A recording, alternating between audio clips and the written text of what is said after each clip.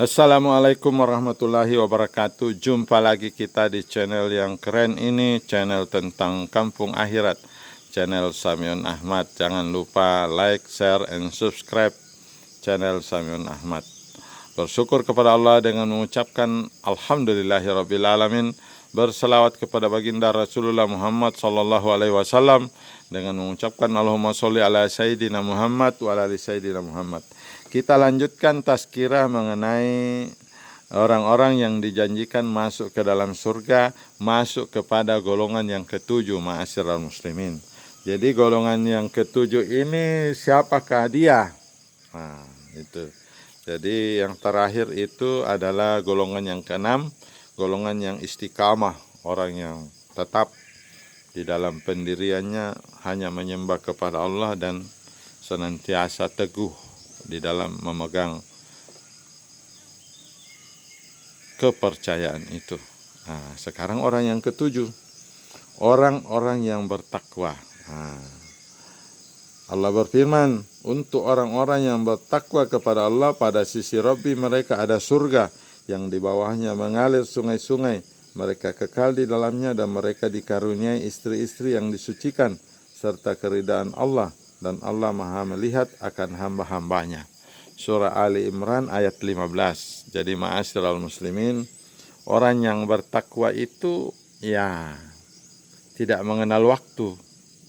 Jadi takwa itu kalau diterjemahkan bahasa Indonesia sebenarnya takut kepada Allah akan hukumannya kalau dia melaksanakan apa yang dilarang, dan takut juga kepada hukumannya Allah kalau meninggalkan apa-apa yang diperintahkan.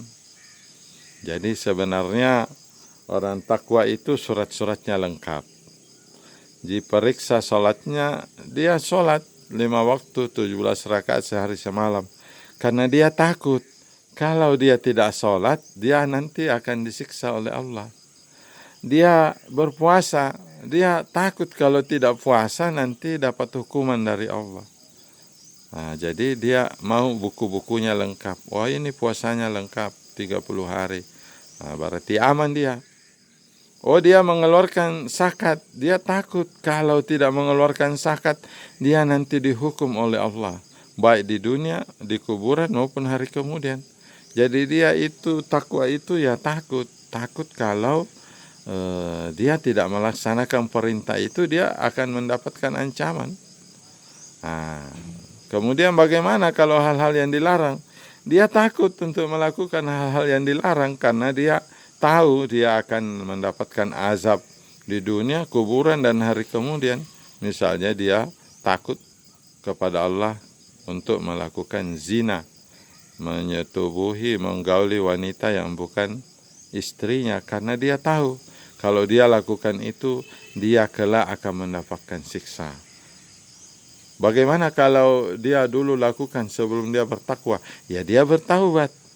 Nah, dia bertaubat. Taubat itu intinya menyesal atas apa pelanggaran yang telah dilakukan dahulu, dan bercita-cita dan berkuat dengan badan hati untuk tidak melakukannya lagi.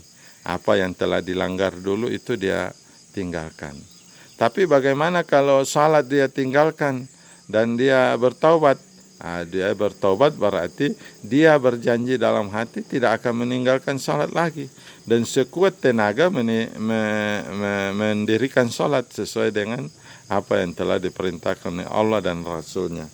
Begitulah yang dimaksud dengan takwa. Jadi dia itu berbuat baik kepada kedua orang tuanya karena takut. Takut apa? Takut kepada Allah. Kalau dia tidak berbuat baik kepada kedua orang tuanya, dia akan dicap sebagai anak durhaka oleh Allah. Maka anak durhaka itu adalah seburuk-buruk kedurhakaan. Di bawahnya syirik itu langsung orang durhaka kepada kedua orang tua. Jadi salah satu dosa terbesar adalah durhaka kepada kedua orang tua. Apalagi membunuh tanpa hak. Dia takut melakukan pembunuhan karena dia tahu orang yang membunuh akan dibunuh 70 kali nanti di hari kemudian. Sangat pedih. Nah, membunuh sekali itu dibunuh 70 kali. Begitu balasannya. Kemudian ma'asyiral muslimin, orang yang diusir dari negerinya dan disiksa di jalan Allah. Nah, itu ada dalilnya. Maka orang-orang yang berhijrah, yang diusir dari kampung halamannya, yang disakiti di jalanku, yang berperang dan yang dibunuh, pasti aku hapus kesalahan-kesalahan mereka, dan pasti aku masukkan mereka ke dalam surga yang mengalir sungai-sungai di bawahnya sebagai pahala di sisi Allah, dan di sisi Allah ada pahala yang baik. Al-Imran 195. Jadi ini orang yang disiksa ini.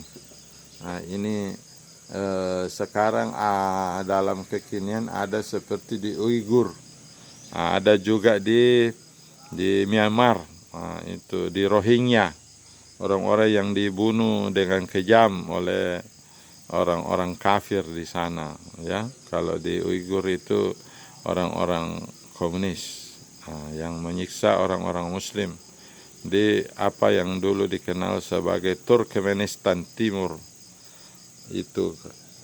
Dan itu semua adalah sudah dijanjikan Allah di dalam surah Al-Imran ayat 195. Orang-orang yang dibunuh, nah, itu pasti masuk surganya Allah. Ma'asyiral muslimin, begitulah. Kemudian orang yang berikutnya adalah orang-orang yang lambungnya jauh dari peraduan, menghidupkan malam dengan berzikir dan berdoa. Nah, itu disebutkan dalam As-Sajdah ayat 16 dan 17. Lambung mereka jauh dari tempat tidurnya, dan mereka selalu berdoa kepada Rabbinya dengan penuh rasa takut dan harap, serta mereka menginfakkan sebagian rezeki yang kami berikan kepada mereka. Maka tidak seorang pun mengetahui berbagai nikmat yang menanti, yang indah dipandang sebagai balasan bagi mereka atas apa yang mereka kerjakan. Jadi ini orang luar biasa. Dia sudah bangun tengah malam, salat ketika orang nyenyak-nyenyak tidur, dia juga menginfakkan sebagian rezeki yang telah diberikan, dan itu dia lakukan dengan penuh rasa takut dan harap kepada Allah. Nah, jadi orang seperti ini dijanjikan Allah dalam surah As-Sajdah ayat 16 dan 17 masuk surga. Itu surga ada 100 tingkat, ma'asyiral muslimin, jangan takut tidak kebagian. Jadi ada 100 tingkat, jarak satu tingkat dengan tingkat berikutnya itu 500 tahun perjalanan. Begitulah kata baginda Rasulullah ketika menggambarkan jarak satu tingkat surga dengan tingkat berikutnya.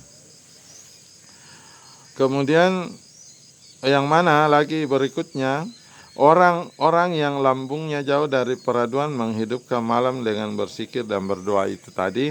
Kemudian berikutnya, orang-orang yang menjaga salatnya, orang-orang yang menjauhi perbuatan sia-sia, orang-orang yang menjaga kemaluannya, dan orang-orang yang menunaikan zakatnya serta menjaga amanah dan janjinya. Oh, jadi ini paling sempurna lagi, ya.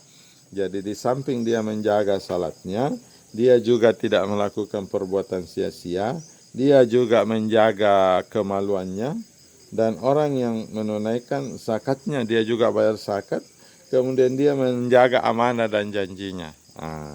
Itu dijanjikan dalam surah Al-Mu'minun ayat 1-11. Ma'asyiral muslimin, sungguh beruntung orang-orang yang beriman, yaitu orang-orang yang khusyuk dalam salatnya, dan orang-orang yang menjauhkan diri dari perbuatan dan perkataan yang tidak berguna, dan orang-orang yang menunaikan zakat, dan orang-orang yang menjaga kemaluannya, kecuali terhadap istri-istri mereka atau budak yang mereka miliki, maka sesungguhnya mereka tidak tercela.